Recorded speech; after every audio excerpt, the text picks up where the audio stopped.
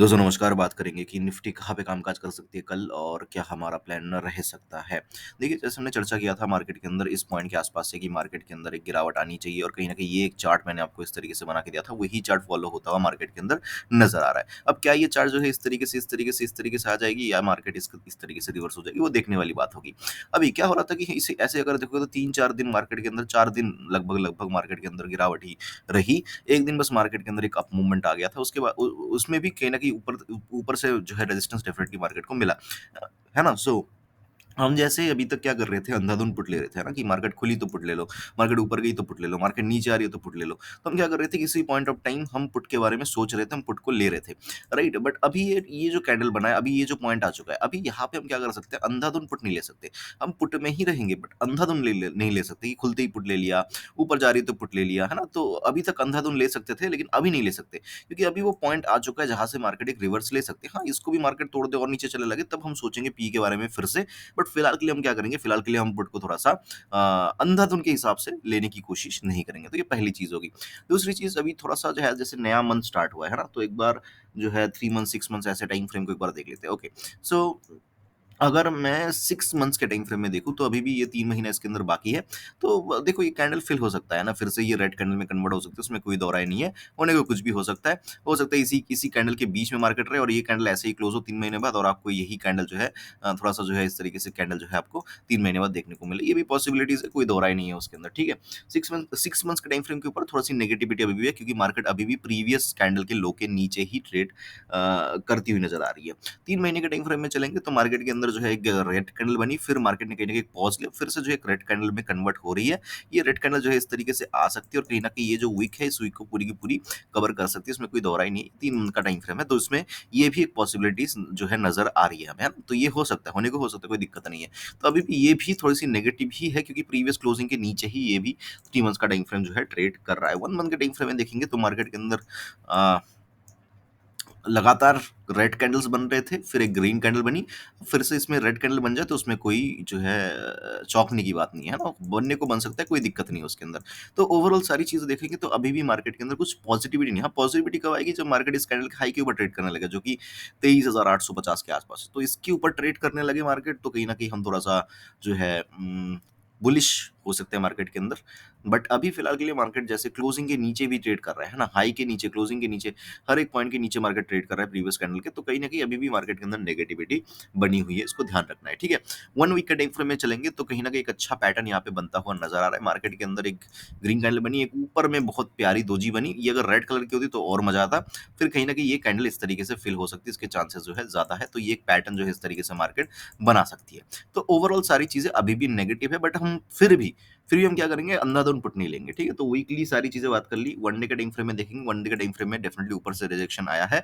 बनने को मार्केट यहाँ पे बहुत बड़ी एक रेड कैंडल बना सकती है, बट हमें ध्यान रखना है कि मार्केट के अंदर एक सपोर्ट भी आने वाले दिनों में हमें देखने को मिल सकता है। ये एक बहुत तगड़ा सपोर्ट मार्केट के अंदर बन सकता है। तो जैसे हमने लास्ट टाइम चर्चा किया था, क्या चर्चा किया था कि मार्केट के अंदर ऊपर से एक रेजिस्टेंस आ रहा है इस तरीके से, है ना? तो ये एक सपोर्ट की तरह काम कर सकता है। तो ये अगर पॉइंट देखोगे, ये पॉइंट इस पॉइंट के आस-पास आ रहा है, मतलब ये जो सपोर्ट था, प्रीवियस सपोर्ट जो पहले रेजिस्टेंस बना, फिर से सपोर्ट बन जाएगा। तो ये एक पॉइंट है जहाँ पे मार्केट आ सकती है। तो यहाँ पे ना 2-3 चीज़ों का सपोर्ट है, राइट?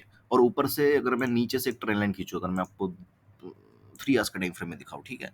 ये इस तरीके से मैंने खींच लिया, ठीक है? इस तरीके से। तो अगर आप देखोगे तो 3-4 चीज़ों का कॉन्फ्लुएंस यहाँ पे है, ठीक है? अगर आप देखोगे तो यहाँ पे इस ट्रेंड लाइन का भी पॉइंट आ रहा है, इस ट्रेंड का भी और ये बीच का तो लाइन है ही, है ना? तो 3-4 चीज़ें यहाँ पे आ रही है, तो एक झटका मार्केट यहाँ पे दे सकती है और मार्केट मेरे हिसाब से ऐसे अचानक से कंटीन्यूअसली नहीं गिरती, है ना? एक झटका ऊपर की तरफ, जैसे यहाँ पे मार्केट गिरी, एक झटका ऊपर की तरफ दे दिया, फिर से 2 कैंडल, तो हो सकता है कल झटका मार्केट दे दे, कोई दिक्कत नहीं है उसके अंदर। तो ऐसी चीज़ें मार्केट करती है ना? तो हमें थोड़ा-सा ध्यान रखना है इस चीज़ को। 15 मिनट के टाइम फ्रेम में चलेंगे और चीज़ों को समझ लेंगे कहाँ पे क्या ट्रेड हम बना सकते हैं। ये सारी चीज़ों को मैं डिलीट कर रहा हूँ, आपको रखना है तो आप रख सकते हो, बट ज़्यादा लाइन्स ड्रॉ करने की ज़रूरत नहीं है। अब मार्केट को अगर मैं ध्यान से देखने की कोशिश करूँ तो एक चैनल मुझे यहाँ पे बनता हुआ नज़र आ रहा है, जो कि बना नहीं है, बट मार्केट हो सकता है इसको रिस्पेक्ट करे। ठीक है? 2 पॉसिबिलिटीज़ है, एक तो ये वाली चैनल, ठीक है? इस चैनल के हिसाब से अगर कल मार्केट निकल जाती नीचे की तरफ, तो कहीं न कहीं 23,000 35 के आसपास से या 36 के आसपास से मार्केट क्या कर सकती है, मतलब वही 23,000 के आसपास से मार्केट सपोर्ट ले सकती है। यहाँ पे नीचे की तरफ धोखा देके एक अप मूवमेंट मार्केट फिर से 23,200 तक मार सकती है, क्योंकि नीचे की तरफ भी एकदम से मार्केट नहीं गिरेगी, क्योंकि मार्केट बहुत ही जो है स्लोली यहाँ पे रुक रुक के मार्केट ने क्या किया है, मार्केट ने पोजीशंस को बनाई है। तो एकदम से मार्केट नीचे नहीं जाएगी। तो हो सकता है कि कल एक बार धोखा दे दे मार्केट नीचे की तरफ, फिर मार्केट ऊपर की तरफ चल जाए।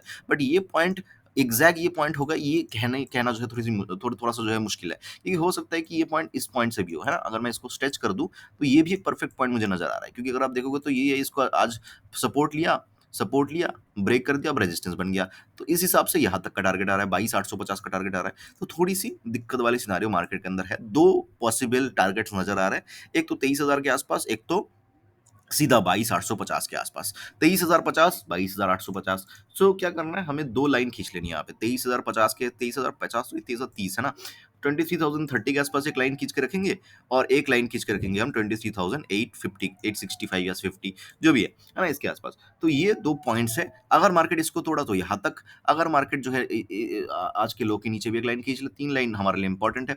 और ऊपर की तरफ जो है, ये पॉइंट इंपॉर्टेंट है ना, जहां से मार्केट ने आज जो है प्रीवियसली रेजिस्टेंस लिया। अब ये पॉइंट क्यों इंपॉर्टेंट है, 23,250, इसका भी रीजन बता देता हूँ। चलो 250 ये इस तरीके से है ना।